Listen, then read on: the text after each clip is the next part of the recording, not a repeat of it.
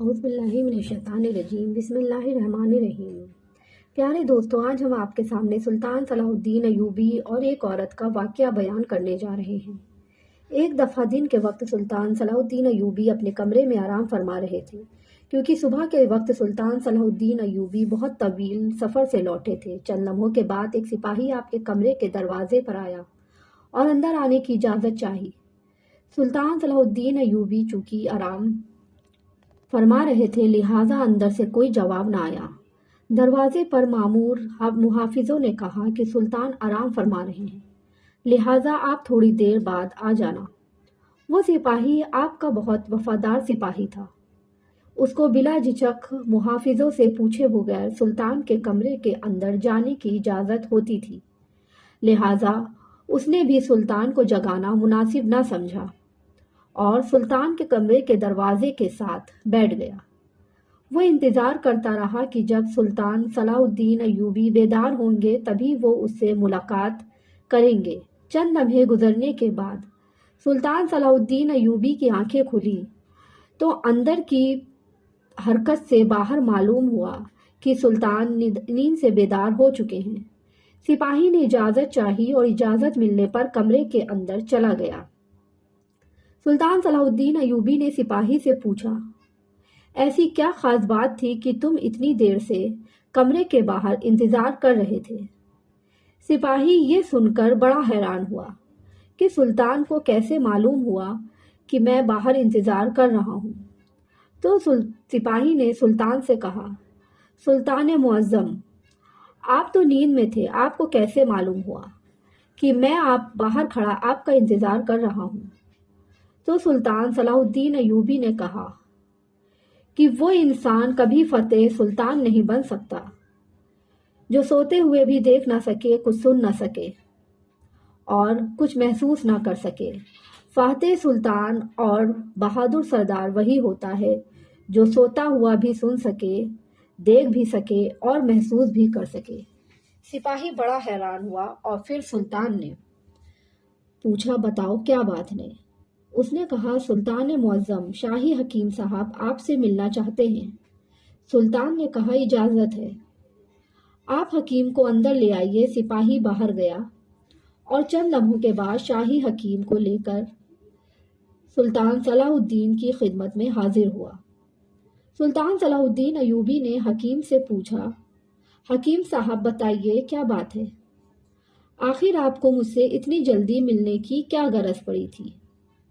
تو حکیم صاحب نے کہا، حضور، ایک بات ہے جو مجھے کئی دنوں سے پریشان کر رہی ہے، اس سلسلے میں آپ سے بات کرنی تھی۔ سلطان صلاح الدین ایوبی نے اس سے پوچھا، بتاؤ ایسی کون سی بات ہے؟ تو اس نے کہا، سلطان معظم، میرے حکیم خانے میں میری بہت ساری شاگردوں میں سے ایک شاگرد ہے جو کہ ایک خاتون ہیں اور عیسائی مذہب سے تعلق رکھتی ہیں۔ اس نے اسلام کے بارے میں بہت کچھ پڑھا اور بہت کچھ سیکھا ہے، لیکن اس کے ذہن میں چند سوال ہیں جن کی وجہ سے وہ الجھ کر رہ گئی ہیں اور ابھی تک مسلمان نہیں ہوئی ہیں۔ وہ چاہتی ہیں کہ مسلمان ہو جائیں، لیکن ایک سوال کا جواب میرے پاس بھی نہیں ہے جس کی وجہ سے وہ ابھی تک مسلمان نہیں ہوئی ہیں۔ سلطان صلاح الدین ایوبی نے مسکرا کر کہا، سلطان کے حکیم ہوتے ہوئے بھی تمہیں ایک سوال کا جواب نہیں آیا؟ بتاؤ وہ کون سا سوال ہے جو اس عورت کے ایمان لانے کے درمیان رکاوٹ بنا ہوا ہے؟ حکیم صاحب نے کہا کہ سلطان معظم، وہ عورت کہتی ہے کہ آخر مسلمان خنزیر کا گوشت کیوں نہیں کھاتے؟ اسے کھانے میں آخر کیا برائی ہے؟ کیا اس کے کھانے سے کوئی نقصان ہے کہ جس کی وجہ سے مسلمان خنزیر کا گوشت نہیں کھاتے بلکہ اس سے سخت نفرت کرتے ہیں؟ اور وہ یہ بھی کہتی ہے کہ ہمارے گاؤں میں تو سبھی لوگ اکثر خنزیر کا گوشت کھاتے ہیں اور اپنے قبیلوں میں خنزیر پالتے ہیں اور بڑا ہونے پر اس کو کاٹ کر کھاتے ہیں، اور جب وہ مجھ سے سبق لے کر آپ سے اپنے گھر واپس جاتی ہے تو اپنے گھر والوں کے ساتھ خنزیر کا گوشت ہی کھاتی ہے، کیونکہ یہاں تو اس کے لیے خنزیر کا گوشت میسر نہیں۔ چونکہ میرے پاس اس کے اس سوال کا کوئی جواب نہیں تھا اور میں نہیں जानता कि उसे किस तरह मुतमईन करूं। लिहाजा अगर आप उसके सवाल का जवाब दे देंगे तो मुमकिन है कि आप उसके नूर हिदायत की तरफ आने का जरिया बने और शायद गैर मुसलम औरत मुसलमान हो जाए। ये सुनकर सुल्तान सलाहुद्दीन अय्यूबी ने हकीम से मुखातिब होकर कहा कि कल तुम उस खातून को दरबार में हाजिर करना। दूसरे दिन सुबह जब सुल्तान दरबार में पहुंचे तो हकीम साहब उस खातून के हमरा तशरीफ फरमा चुके थे। फिर हकीम साहब ने बताया कि सुल्तान मुअज्जम, ये हैं वो खातून जो मेरी शागिर्द हैं और जिनका मैंने आपसे कल जिक्र किया था। सुल्तान ने औरत से कहा, बताओ खातून, तुम्हारा क्या सवाल है? तो उस औरत ने कहा, सुल्तान मुअज्जम, मैंने इस्लाम के बारे में बहुत कुछ पढ़ा है और सीखा है, यहाँ तक कि अब मैं उस जगह पर आ गई हूँ कि मैं इस्लाम कबूल कर ही लूँ। लेकिन एक बात है जो मुझे इस्लाम कबूल करने से रोक रही है, और वो बात यह है कि इस्लाम खिंजीर के गोश्त खाने की इजाज़त क्यों नहीं देता है। ये तो हमारी सबसे पसंदीदा खुराक है, चाहे कुछ भी हो जाए मैं इसको खाना नहीं छोड़ सकती हूँ।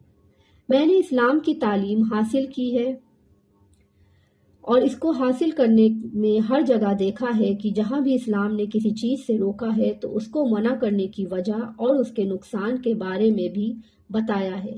लेकिन खिंजीर के गोश्त के सिलसिले में मुझे कोई भी मजबूत दलील अभी तक नहीं हासिल हुई है।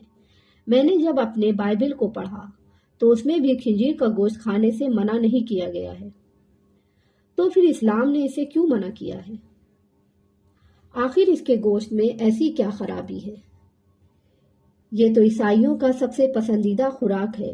ये सुनकर सुल्तान सलाहुद्दीन अय्यूबी उससे मुखातिब हुए और कहा कि अल्लाह ताला ने कुरान पाक में 3 जगहों पर खिंजीर का गोश्त खाने से मना फरमाया है। फिर आपने उन आयत मुबारक का भी जिक्र किया। फिर सुल्तान ने अपने एक मुशीर को कहा कि वो बाइबल की किताब लाओ जो अपनी असली हालत में मौजूद है। जब किताब सामने पेश हुई तो आपने उससे वही जगह तलाश करके दिखाई जहां लिखा हुआ था कि खिंजीर का गोश्त खाना मना है। औरत ये देखकर बोली, ये क्या बात हुई? जो मेरे पास किताब है उसमें तो वाज़े यानी साफ लफ्जों में लिखा हुआ है कि खिंजीर का गोश्त खाना मना नहीं है। सुल्तान सलाहुद्दीन अय्यूबी ने कहा कि मुझे तरस आता है तुम्हारे इन लिखने वालों पर, जो अपनी अय्याशियों के लिए एक किताब को अपने लफ्जों से बिल्कुल तब्दील कर देते हैं। तुम्हारे पास जो बाइबल है अपनी असली हालत में मौजूद नहीं है, इसमें वक्त वक्त पर काफ़ी तब्दीली की जा चुकी है। सुल्तान सलाहुद्दीन अय्यूबी ने फरमाया कि ये तो मैंने किताब से साबित किया है, अब तुम्हें इल्मे तबीआत के लिहाज से भी साबित करके दिखाऊंगा। जो सुल्तान ने उस खातून को हुक्म दिया, कल खिंजीर का गोश्त पकाकर सुबह मेरे दरबार में लेकर आना। वो औरत सुल्तान के सिपाहियों के साथ जंगल में गई, वहां पर एक खिंजीर का शिकार किया और अगली सुबह उसका गोश्त पकाकर सुल्तान के सामने ले आई। सुल्तान ने गोश्त को कराहत यानी नापसंदगी से देखते हुए खुद खातून से कहा कि अब इस पके हुए गोश्त में से एक बोटी निकालकर छुरे के जरिए उसके 2 हिस्से करो। जब खातून ने बोटी के 2 हिस्से किए तो इसके दरमियान में से गोश्त कच्चा था। सुल्तान ने कहा कि ये खातून, क्या तूने इस गोश्त को सही तरह से नहीं पकाया? नहीं सुल्तान मुअज्जम, मैंने इसको बहुत अच्छे से पकाया है। सुल्तान ने कहा कि अब तुम्हारी समझ में मेरी बात जरूर आ गई होगी कि इस हराम गोश्त को चाहे जितना भी अच्छी तरह पका लो, एक बार पकाओ या बार बार आग की तपिश दो, ये पूरी तरह से कभी नहीं पकता। इस तरह बीच में से कच्चा रहने के बावजूद जब ये तुम्हारे पेट के अंदर जाता है तो बहुत सारी बीमारियों का सबब बनता है। इसलिए इस्लाम ने इसको खाने से मना किया है। आप खुद एक हकीम के ज़ेरे असर तालीम हासिल कर रही हैं, लिहाजा आप खुद अंदाज़ा लगाइए कि अगर कोई कच्ची चीज़ जब आपके पेट के अंदर जाएगी तो वो अंदर जाकर कितनी खराबियां पैदा करेगी।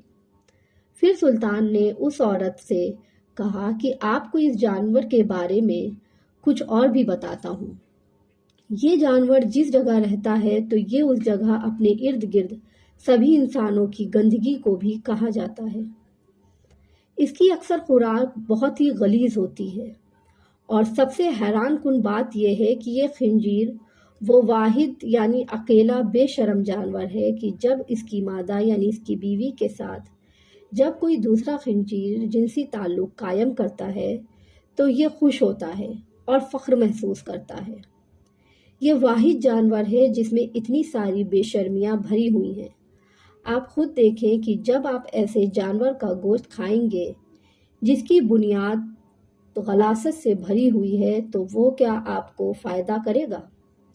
یہ سن کر وہ عورت سلطان صلاح الدین ایوبی کی قائل ہو گئی اور کہا کہ سلطان معظم، آپ مجھے اپنی ہی زبان سے کلمہ پڑھائیے۔ سلطان نے عورت کو کلمہ پڑھایا اور تمام دربار اللہ اکبر کے نعروں سے بلند ہو گیا۔ پیارے دوستو، آج کا قصہ آپ کو کیسا لگا؟ امید کرتے ہیں کہ آپ کو پسند آیا ہوگا۔ ویڈیو پسند آئے تو چینل کو لائک اور سبسکرائب ضرور کریے گا۔ انشاءاللہ اگلی ویڈیو میں جلدی حاضر ہوں گے۔ اللہ حافظ۔